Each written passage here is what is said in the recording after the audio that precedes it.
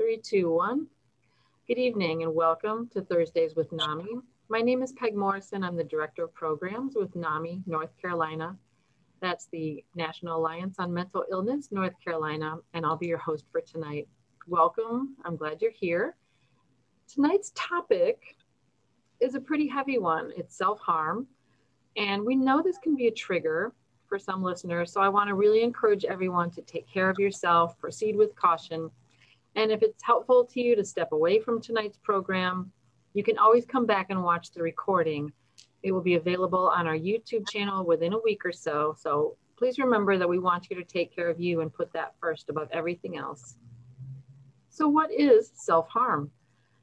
It's not a mental health condition, but it is a symptom of psychological distress. And it's very, very common in the United States. It's widespread. We're going to be taking a deep dive into the issue in just a few minutes with our guests, Bridget Davenport and Vena Wilson. Okay, so as usual, the first part of our show will be an interview with our esteemed guests. Then we'll be showing a video of the week, and we'll spend the remainder taking questions from you, members of our virtual studio audience. We'll go until 8 or 8:30 as long as the energy continues, as long as the questions keep flowing. All right, and now a word from our sponsors.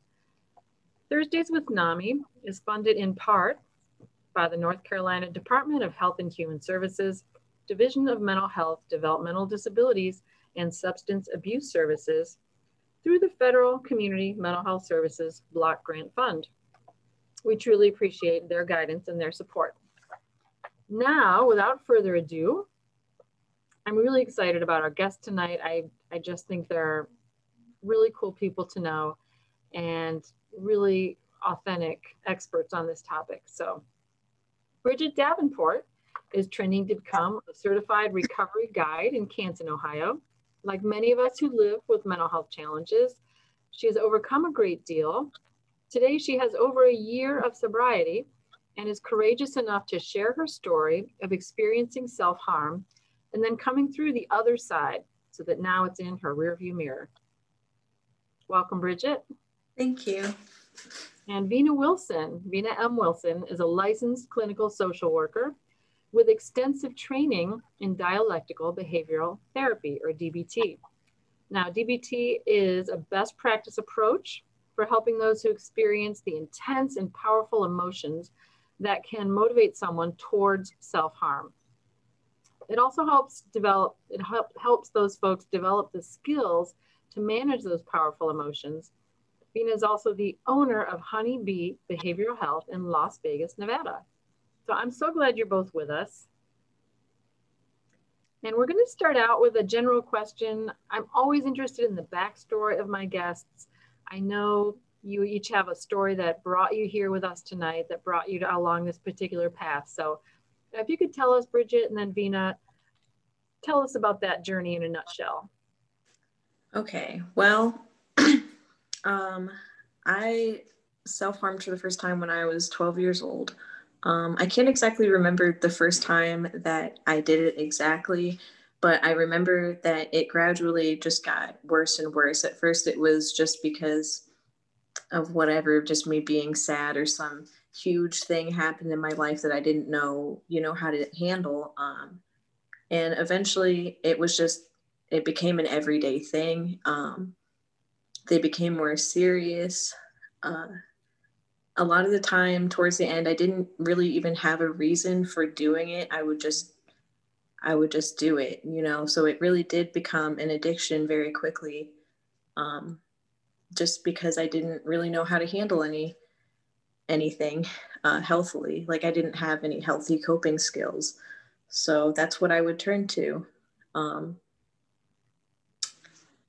So yeah, as I also dealt with some addiction issues, excuse me, and I had an eating disorder as well. So that went on for about, 6-7 years. And eventually I went to rehab and got clean and, surrounded myself with good people, lots of support. And, things just gradually got easier and easier for me. So, Yay. yeah. All right. Well, I'm just so very glad to hear that, especially the last part. And thank you for being so vulnerable and open with us. And Vena. It's a pleasure to be here with you all today. I'm very much so looking forward to discussing this topic. As Peg stated, I am a licensed clinical social worker in Las Vegas, Nevada, and I began my journey of being trained in dialectical behavior therapy during my internship, actually. I had been working with a teenage girl who experienced, to the naked eye, like really intense emotions. And she was a sensitive girl. She had a heart of gold, a wonderful young woman, and she really struggled in her relationships, especially with her mom. And I kind of didn't know what I was doing, right? Like I didn't know what I was doing. I was trying all sorts of approaches to help the family get along better and also help her feel better. When she experienced overwhelming emotions, she would expressed that she wanted to die by suicide. And so she was really suffering and she really wanted things to get better. And I don't know how this newsletter or this announcement arrived to my email, but it did. And it did so in a very timely way, where it introduced this training on dialectical behavior therapy and how it is helpful in teaching providers how to teach their clients ways to manage their emotions effectively, ways to take self-harm and suicide off the table as an option or away from their consideration. And I started to learn more about the approach and fell in love and have found it to be very helpful for the folks that I've worked with. So that is how I arrived to this place with DBT and providing treatment in those areas. And that was very early on. So it's a wonderful move to make, that so many people have a tough time with emotional regulation. All right. Well, again, I'm glad you're both here with us. And our next question is just the basics. How would you define self-harm? What's a working definition that we can use tonight, Vena? So self-harm or self-injurious behaviors is defined as self-inflicted wounding that a person engages in. And typically it is for, it's an effort of reducing the intensity of emotional pain, or in some circumstances, the person feels emotionally numb and then self-injury helps them feel something. So a working definition would be self-inflicted harm, and that could be through cutting, burning oneself, punching oneself, hitting one's head against the wall or some other hard object. It is something to inflict pain in order to experience relief from unpleasant emotions. Okay. And Bridget alluded to some similarities with self-injury being addictive or like an addiction. And I had a good friend in Ohio who described it that way as well. It was a challenge that he struggled with. And I found that fascinating, but the more I thought about it, it's a tool for managing very difficult emotions. That's what addiction boils down to. Whatever the tool is, whatever the avenue, it's drugs or behavior or whatever. Did you want to add anything, Bridget? Well, dealing with drug addiction as well, it became more obvious to me that I was addicted to cutting or self-harming, just as much as I was addicted to, starving myself or any of the other things that I would do to try to make myself feel better. The instant gratification was always the end goal. I just wanted to feel better now. And I think that that had a lot to do with all of my self-harming, not just like injuring myself, my physical self, just being mean to myself or being really hard on myself or doing drugs or whatever destructive behavior it was all an addiction and all an attempt to make myself feel better, right now, right here, right now, I want to feel better, was kind of my thought process at the time. So yeah. Absolutely. That makes perfect sense to me. And that resonates with me. I've shared on the show before that I've been in AA, and then I I was a drinker, so that was my challenge, my way of coping with difficult emotions that I had blocked or just didn't have tools to deal with. So that relates to me a lot. And while we're on you, Bridget, when you were still struggling, and again, thank you for your bravery sharing your story tonight, what were some behaviors from loved ones that were helpful or unhelpful? Things that weren't helpful were people assuming that I was doing it for other people's attention. Right. Or when they would treat me like I was crazy, or just, never try to like listen to me and understand. It was always, assumptions of why they think I did it, or tell me what I need. You know what I mean? Like they never asked me what I thought would help me. They would always tell me what I needed to help me. Mm. So that obviously didn't help. Things that were helpful were just being loving and understanding, because at the end of the day, nobody could fix me. Nobody could make me better besides me. I had to want it. I had to work for it. Nobody could do it for me. And I think especially my family members that were closest to me would try to fix me a lot. And then they would get frustrated when they couldn't, which understandably, because I know it's very hard on loved ones. I know it is. But it definitely didn't help. So things that did help were just being understanding that healing is a process. It doesn't happen overnight. And that I'm the only one that can really fix me. People can help me and love me and, give me as much support as I can handle, but I have to make the steps to get better. So and then thoughtful answer. Yeah, thank you. I'm sorry. No, I'm sorry. Go ahead. I'm just looking at my notes here, but okay. Yeah, okay, that was the other thing. So when someone is going through, mental illness or self-injury injurious behaviors or anything like that, for me personally, I needed more reassurance that people still loved me, because I didn't really love myself. So really hard for me to believe that anybody else could love me. Like, if I can't even love myself, how are you supposed to love me? That was what I thought. So I needed a lot of reassurance. And I think that it might have hurt some of my family members, because they thought, well, do I not love you enough? And it's not that. It's just that I didn't love myself. So I needed that extra love to make up for the lack of love that I was able to give myself,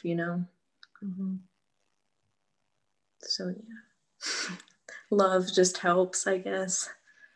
It does, sure does. And the words that come to my mind as I'm listening to you are listening and acceptance, and of course love. So Vena, I know you've worked with a lot of people. Did Bridget's comments spark any thoughts or insights on your part?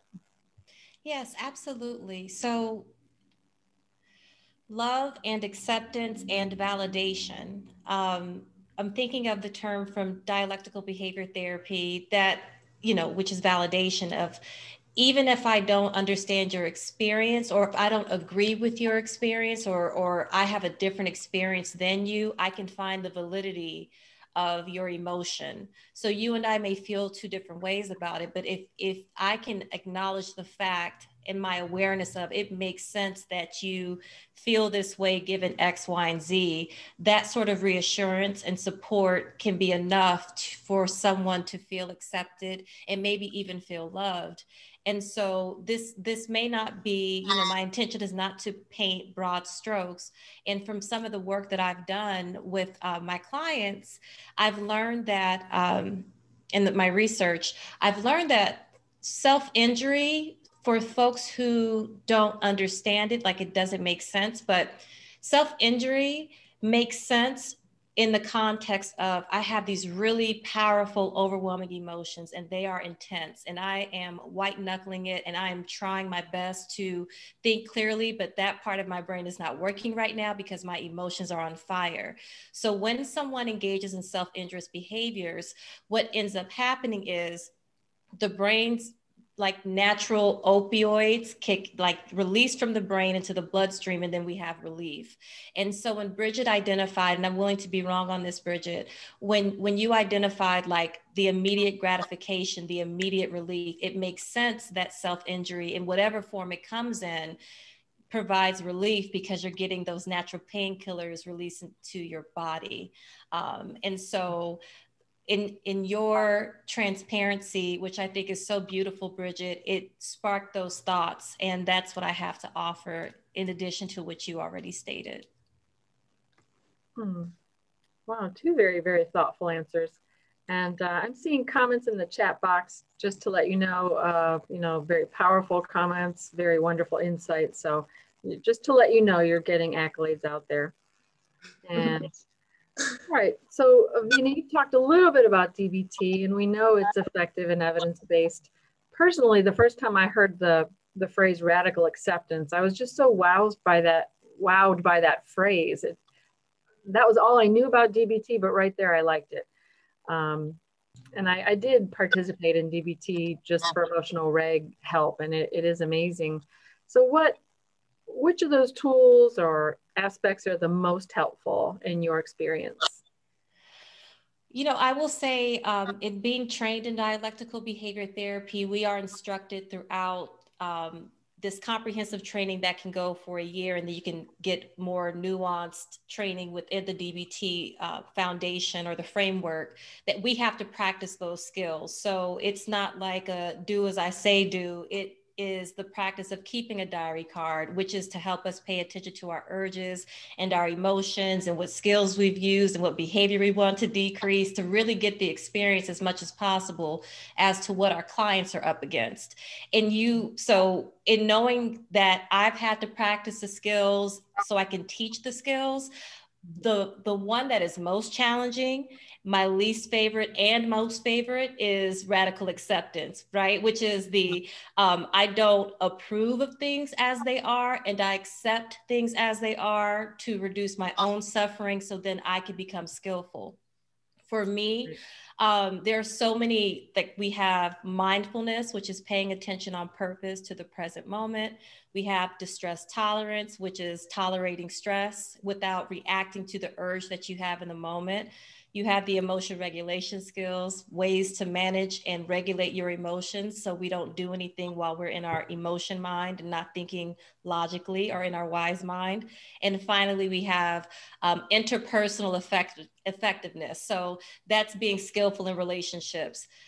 All of them are important. And to me, mindfulness is super important because for me, I need to know what I'm feeling about the situation before I make any other plans as to how to move forward with my skillful behavior.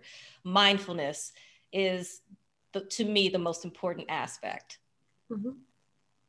Very good. And Bridget, did that spark any insights or thoughts on your part that you'd like to share? Well, I did take a DBT class when I was like 15 or 16. My mom put me in one, and I was, real not into it. Didn't want to go. I was like, no, I don't want to go. And then I went, and I didn't like it when I was there either. But afterwards, I noticed that I started using some of the things that I learned in DBT in my day-to-day life. And that's when I was like, maybe there's something to this. But I practice mindfulness a lot, for sure. I've definitely gotten into a lot of stuff like that, which is a whole nother story, I suppose. So mindfulness is definitely really useful, and just being able to not react to everything and not be so impulsive, I think, is definitely a really good practice. Because, when you're impulsive, you make decisions that you might not even really want to make, and then you regret them later. And it's just a constant cycle of self-hatred. So like being mindful, I think, is really, important. So absolutely. And that kind of goes back to Vena's comment about wise mind. And as I understand it, that's sort of, you've got the rational side of your brain that's just goes on the facts, and you've got that emotional side that loves the upheaval, and wise mind is in the middle. Is there anything more we should say about that, Vena? No, I think you hit the nail on the head very succinctly. You did a better job than I would have done. I would have still been explaining it. Good job. Well, I loved your explanations of DBT, so thank you for that. And Bridget, when you meet someone younger who's struggling in the rooms or just in life, what do you say to encourage them? What message do they need to hear? Well, I think that might depend on the person, but I think one really important thing to know is that you can't get rid of suffering by causing yourself more suffering. You know what I mean? Like, you can't fire with fire. Hurting yourself isn't going to make your problems go away. It's just going to create more. And instant gratification, it doesn't last. It doesn't. Eventually it fades away and you're stuck in the same position that you were in, except now more time has passed and more problems have stacked onto more problems. And I think being easy on yourself, not being so hard on yourself all the time, because things aren't really as serious as we make them to be. And I know, because I did it for years. I thought everything was like the end of the world. I just destroyed my life. I hate myself, you know, all those things. But it's not that serious.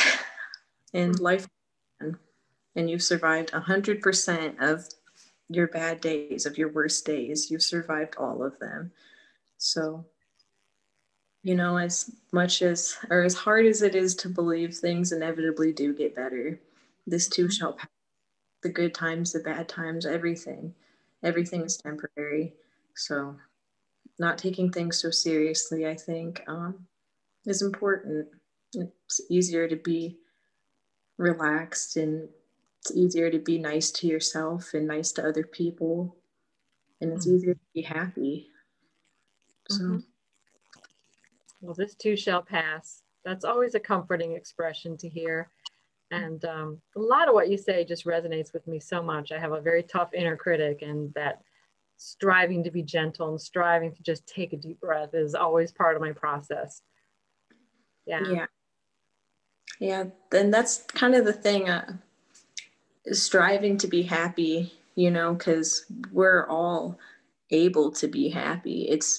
I think it's hard to explain, but I feel like getting rid of the bad habits instead of trying to add happiness, because we're already like naturally, we already have joy in us. We already have happiness in us. It's not about, you know, striving for happiness. It's about letting go of the things that may keep us from happiness. If that makes any sense, I don't really know how to explain it any better.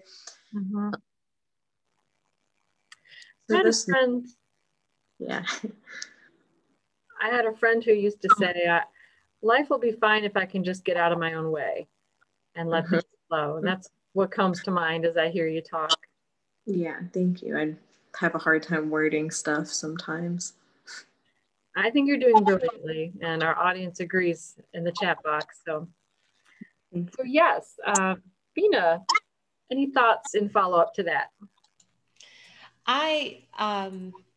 When Bridget said it's not necessarily eliminating, replacing the bad habits with something different, it made me think of like a behavioral aspect. I took it from that lens.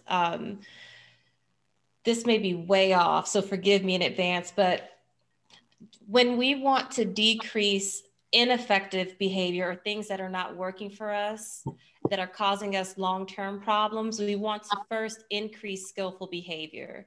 So that way we have a sense of mastery. So we have the practice of having an improved self-concept, a sense of knowing that I can do something skillful and do something effective. I am worthy and worthwhile, and I am valid, and I deserve to have a life that is more pleasant.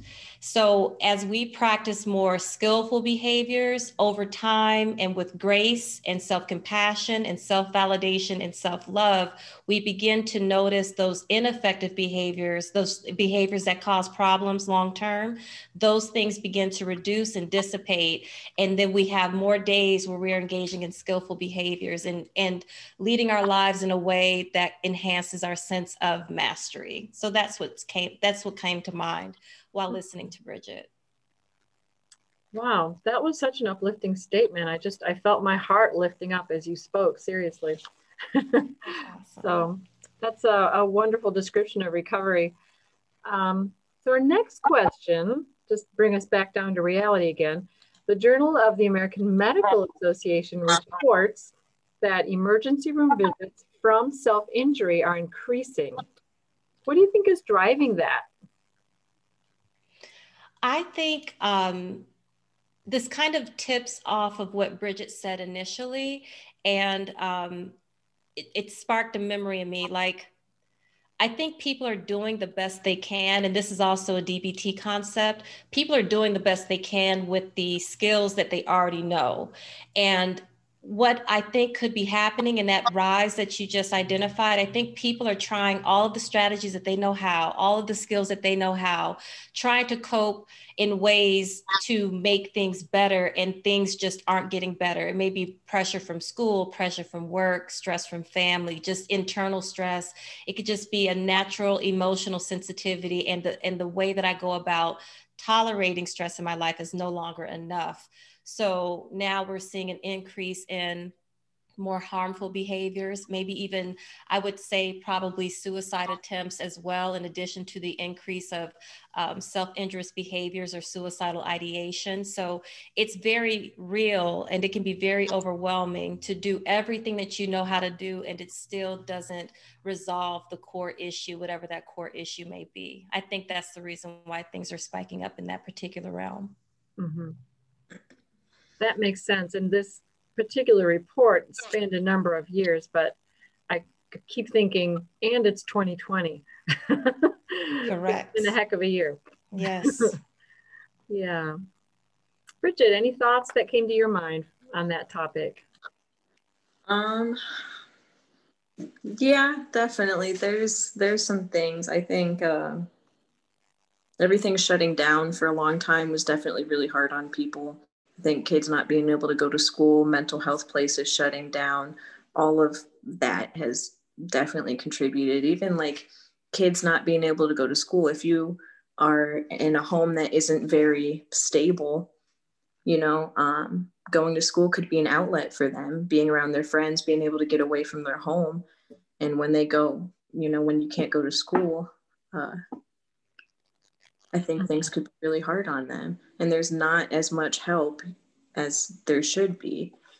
I know overdoses have increased a lot as well, and they continue to increase. And I'm not exactly sure if there's one pinpoint reason for it. I just know that there's a lot of suffering. And unfortunately, more people are suffering than helping. So I think it's hard right now. It's just hard for everybody. Absolutely. In terms of your own recovery, was there a defining moment that really helped and boosted you, or really didn't? Well, rehab definitely changed my whole life. Well, good. 30 days of being in rehab, being around women that had the same goal as me. I never really had a lot of girlfriends. So being around a whole big group of women that had the same goal of trying to heal themselves and trying to be better and trying to get better was really huge for me. Truly, really huge for me. Having such amazing support around me at all times. They helped me prepare. Like when I left rehab, I made sure that I had a good place to stay, had outside help, meetings to go to.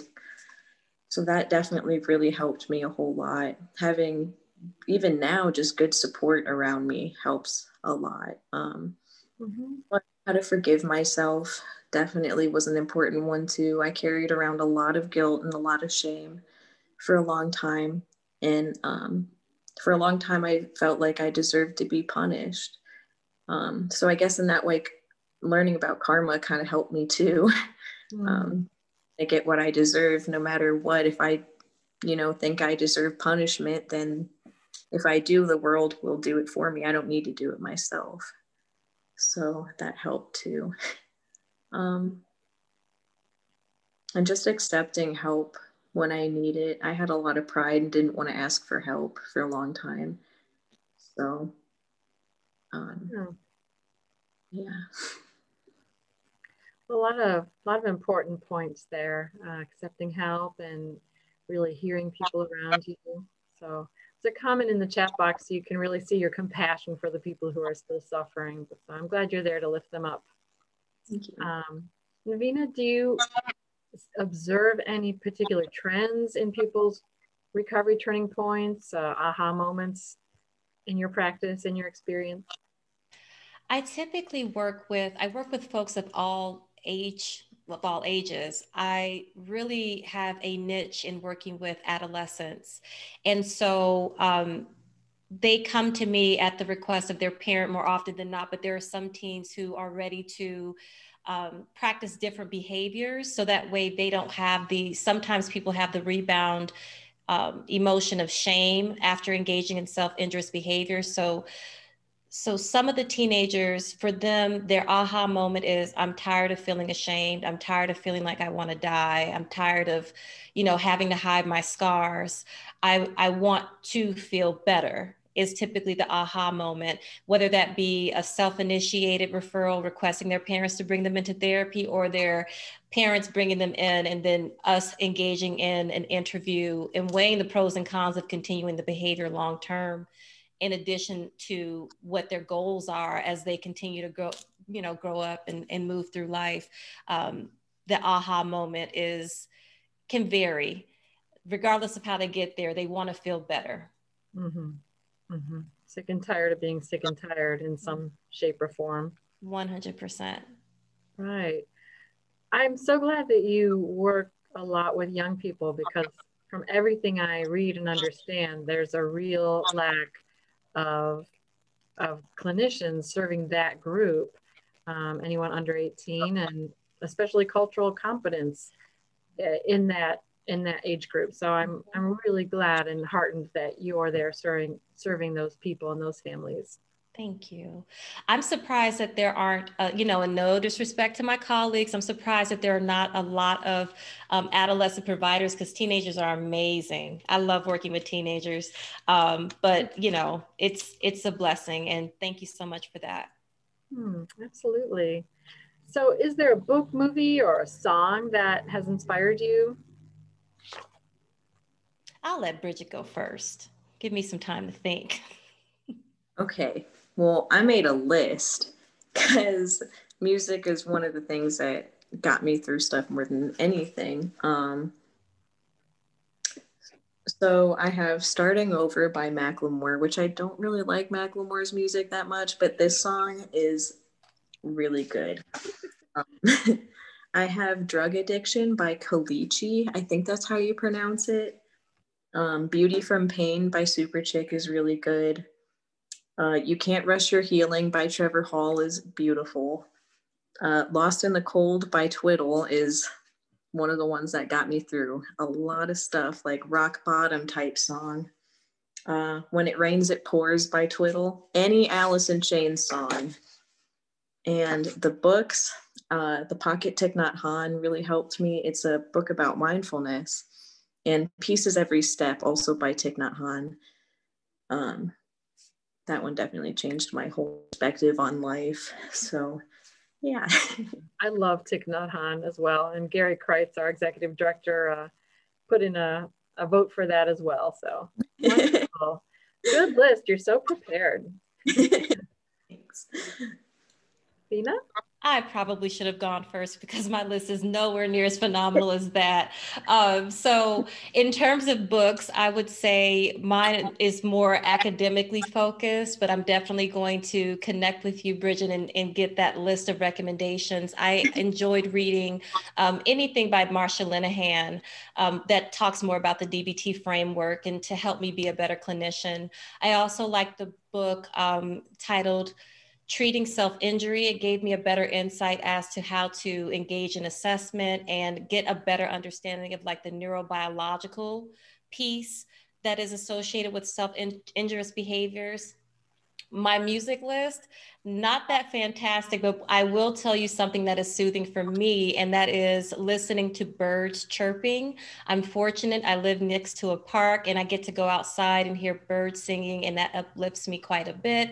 And if I can't do that, then I'll turn it on YouTube and listen to that before I drift off. All right.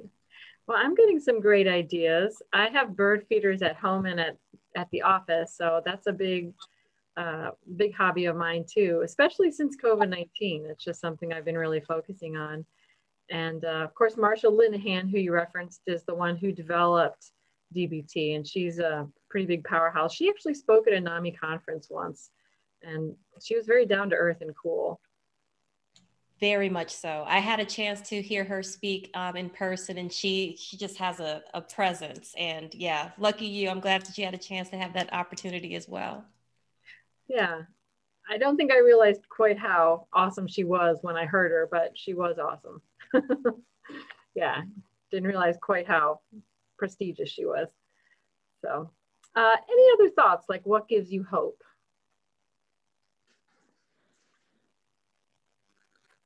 You want me to go first? I'll go first. Okay. I will say things that give me hope are people like Bridget, because I don't know your experience, my dear, but what I can tell just from the short time of getting to listen to it, like I can tell you are a brave, courageous, compassionate, fierce soul who again, and it took a lot of, I would think, a lot of courage and tenacity to go into recovery, to go into therapy, to hate the experience and then end up falling in love with it. And then it kind of shifted you on this path that you said is a totally different story. Hopefully I get to hear it one day.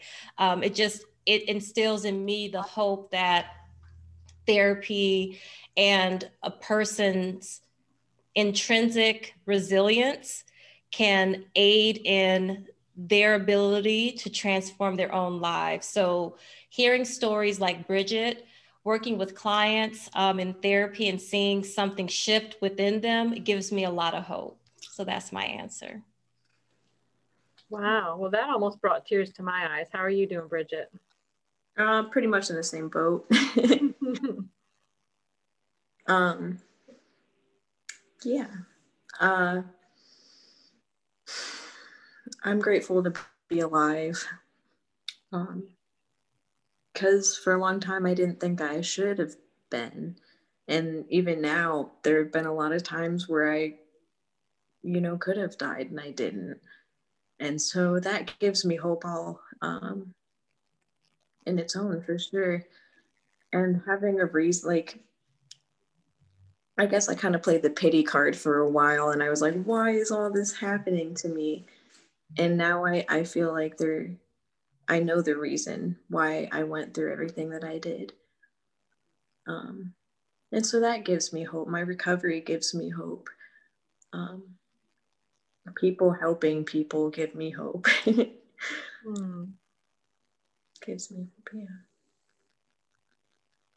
Well, I have to say you both have been so inspiring, and the show's not over, but I usually wait till the end to say this, but you're both just so inspiring and articulate, and I really feel a lot of good energy here tonight. So I'm very grateful for that.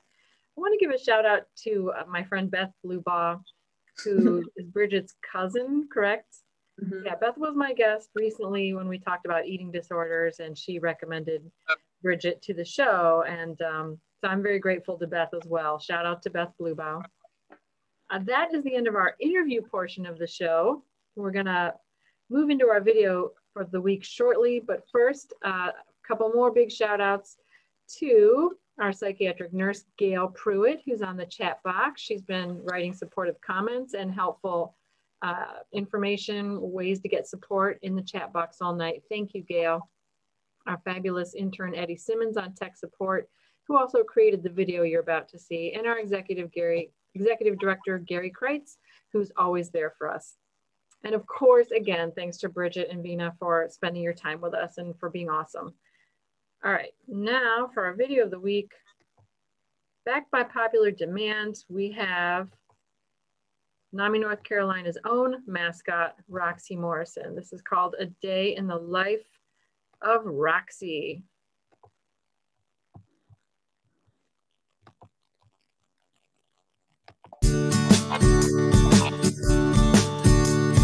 Yellow blue summertime, watching as all worries float away. Feels like everything's going our way. Feels like everything's going our way. Red and pink lemonade, cooling down underneath the shade.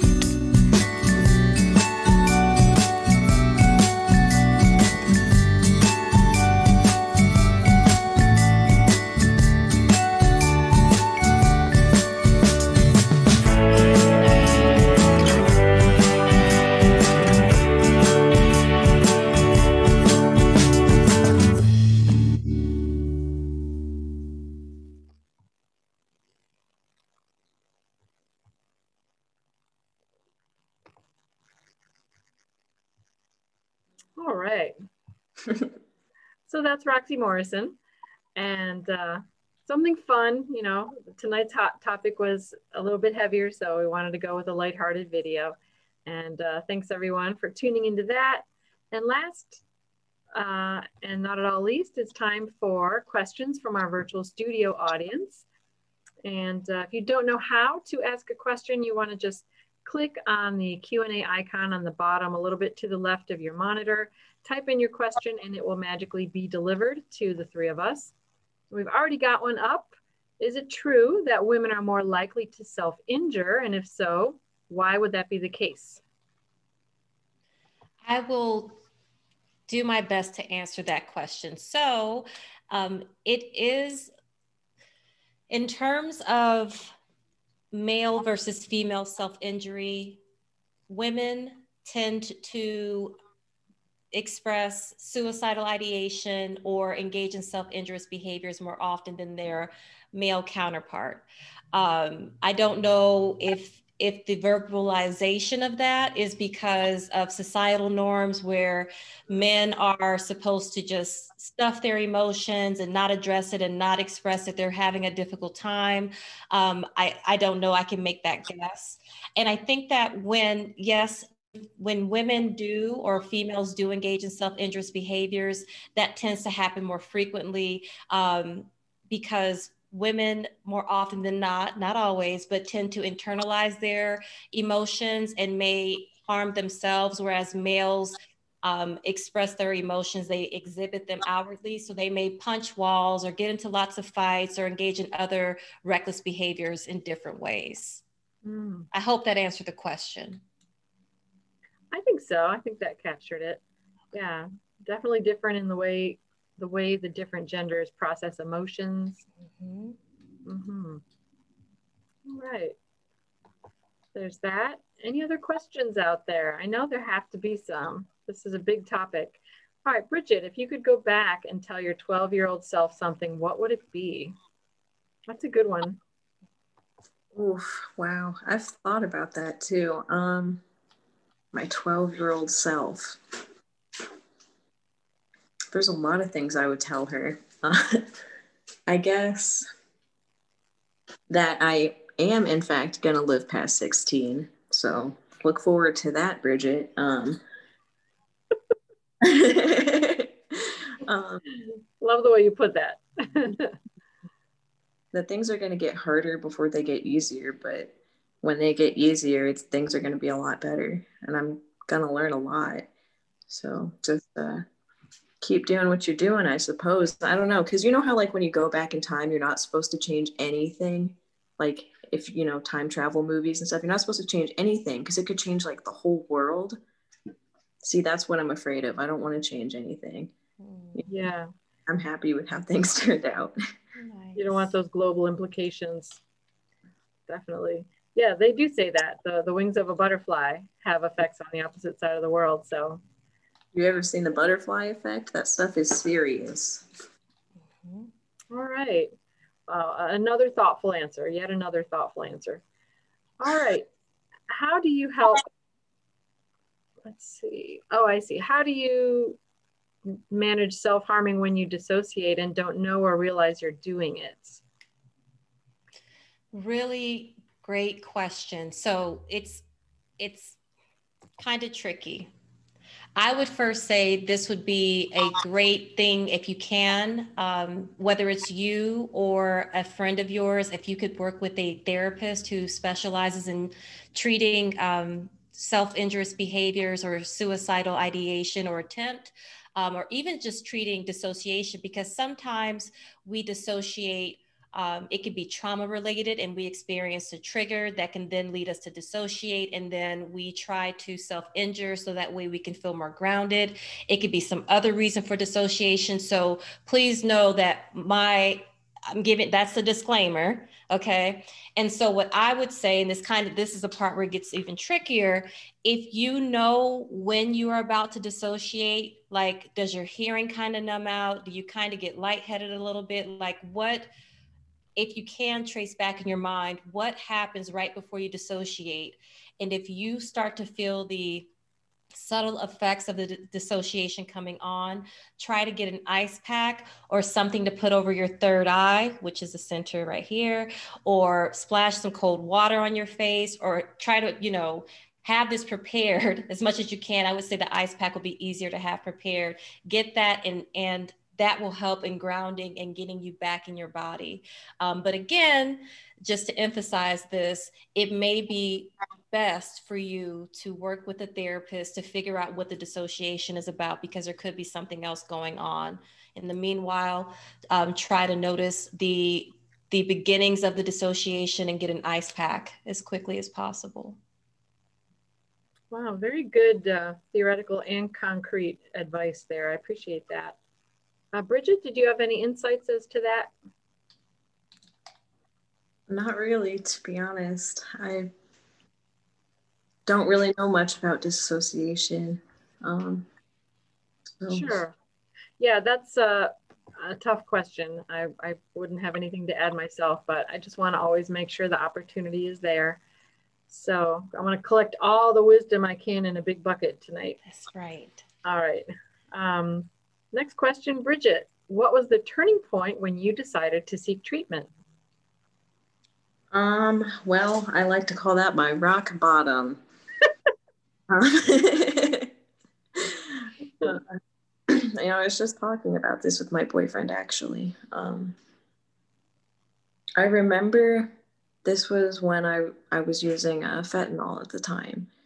And I remember walking around the block barefoot, bawling my eyes out. And I remember calling my mom. Me and her we hadn't spoken in a couple of months at that point.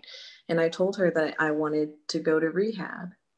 And, she is obviously very excited for this.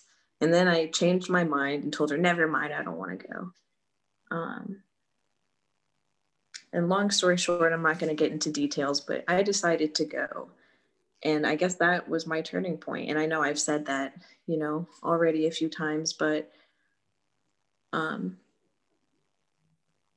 been in the psych ward 4 times for suicide attempts.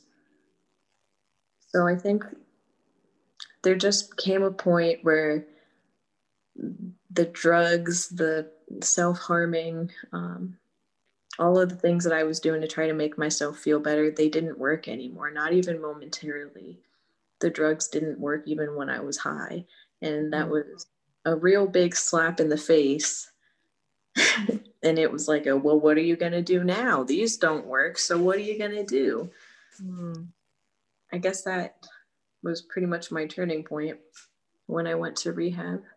I think that's a really good description of how you get to that point, how the chemical or the behavior sort of hijacks your brain, that pleasure center. That's what addiction does for most people. And at some point it's hijacking it without any benefit. Mm-hmm. Yeah. So thank you for that honesty. Thank you. Okay. Vena, did you want to add anything? I think Bridget did a phenomenal job. I have nothing to add to that. Sure. Okay. And next question, this is also for Bridget. Has the urge to self-harm decreased, or is the desire still as strong? If so, what specifically do you do now when you get that urge? It's a really good question. I like that question. It's definitely, I don't want to do it as much as I used to. Like very, very, very rarely do I have an urge to self-harm anymore. And when I do, and again, it might sound really silly, but I don't want to hurt myself because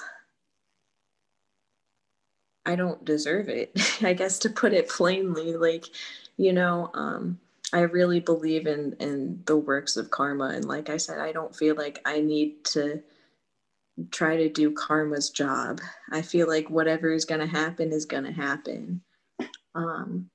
So when I do want to hurt myself, I've taken a lot of time to form a lot of coping skills. I've spent like a year basically jobless for like a year trying to work on me and my mental state.